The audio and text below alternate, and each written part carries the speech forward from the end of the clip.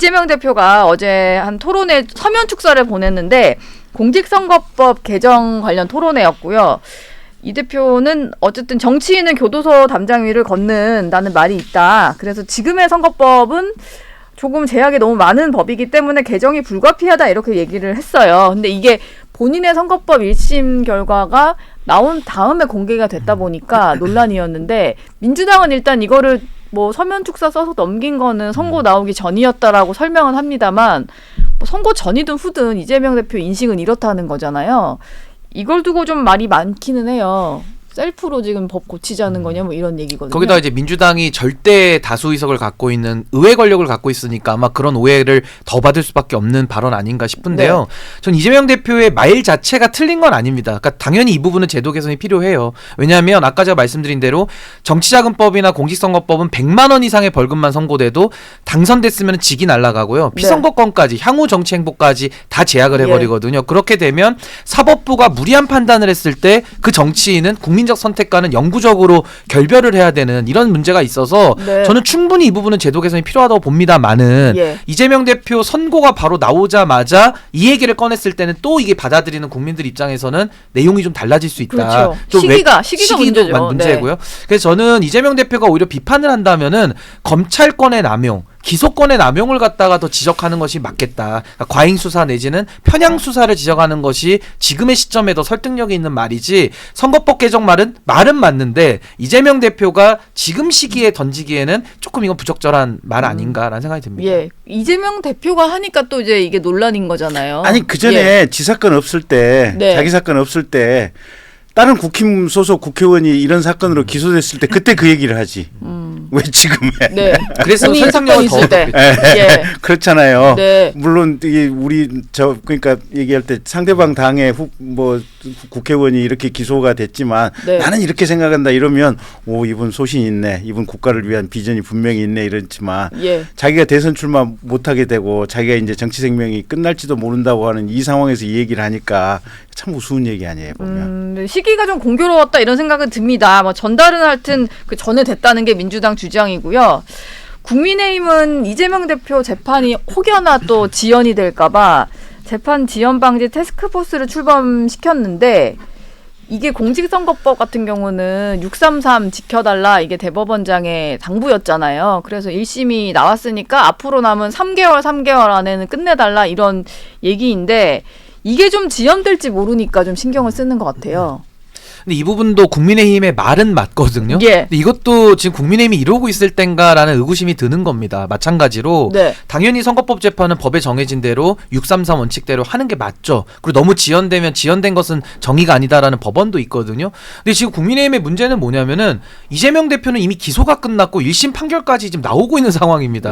어떻게 보면 본인의 숙제를 다 하고 있는 거예요. 그래서 사법 리스크가 발생하고 있는데 국민의힘 쪽은 사법 리스크는커녕 사법 마스크다. 아예 덮어놓고 그냥 안 쳐다보고 있거든요. 그러니까 사법 마스크 상태는 아예 기소 자체, 수사 자체도 시작되지 않았다라는 이 대비 효과가 있어서 저 국민들 보시기에는 국민의힘이 이걸 또 너무 정치적으로 이용하는데 라는 또 반감을 살 수 있는 것이고 저는 이런 식으로 반사이익 정치도 반사이익을 받아먹는 것도 전 실력이라고 보거든요. 근데 지금 국민의힘이 이재명 대표 재판 생중계하자 요 재판에 대해서 계속 정치적인 프레임을 만들어서 하는 것은 국민의힘이 만약에 그런 사법 마스크 상태가 아니라면은 그게 뭐 효과적일 수는 있겠습니다만은 지금은 반사 이익을 받을 수 있는 여건도 아닌 거예요. 그래서 오히려 지금 국민의힘은 당 쇄신 정권에 대한 쇄신 목소리 내지는 국민들의 민생과 의료 문제, 안보 문제, 수두룩하고 산적한 문제에 대해서 더 천착하고 더 국민 목소리를 듣고 반영할 생각을 해야지 언제까지 총선에서도 그러고 지금도 그러고 내년에도 아마 그러고 있을 것 같거든요.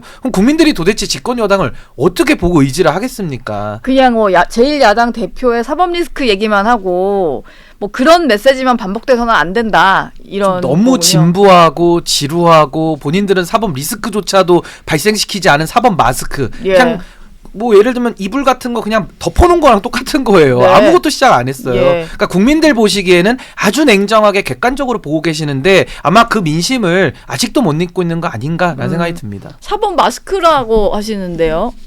지금 열심히 해요.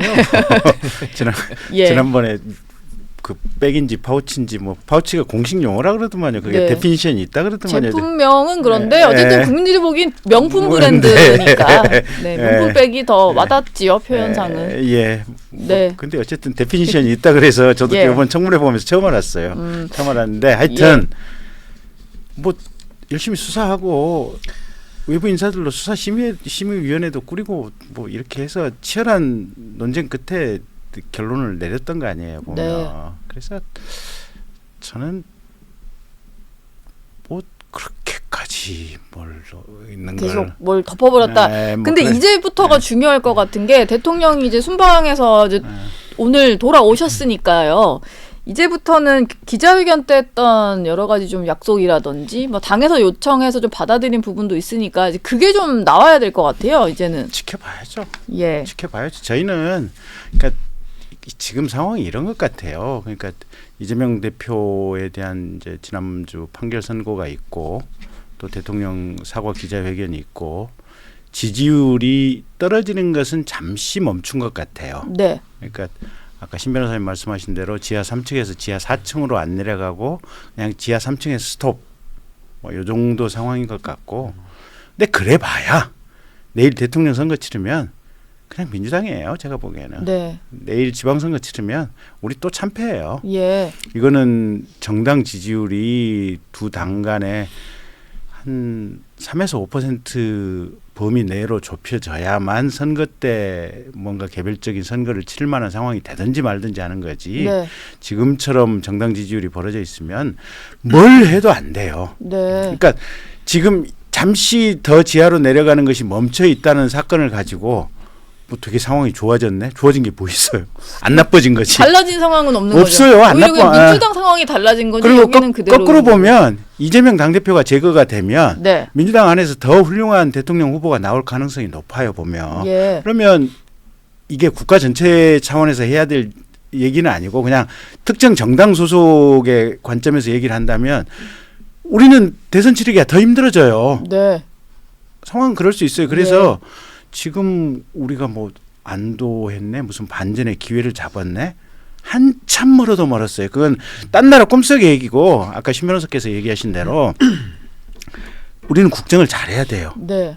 빈부격차, 길거리에서 지금 가게들 문 닫고 있는 것들 이런 부분들을 어떻게 해결해야 될 것인지, 자영업자들, 청년 실업을 어떻게 해결해야 될 것인지, 또 이 반등하지 않고 있는 이 출산율을 어떻게 높일 것인지, 젊은 세대에게 꿈과 희망을 어떻게 심어줄 것인지, 이런 부분에 있어서 윤석열 대통령과 한동훈 당대표가 계속해서 민생 드라이브를 통해서 아, 대한민국에서 태어나서 여기서 살아가는 것이 뭔가 미래에 대한 희망이 있고 내가 인간으로서 우주 속에서 이 시간 속에서 뭔가 역할을 하고 갈 수 있겠다라고 하는 이 희망이 샘솟듯해야 돼요. 그런데 그런 면에서 보면 신 변호사님 얘기 잘 듣고 저희들 많이 노력을 해야 됩니다.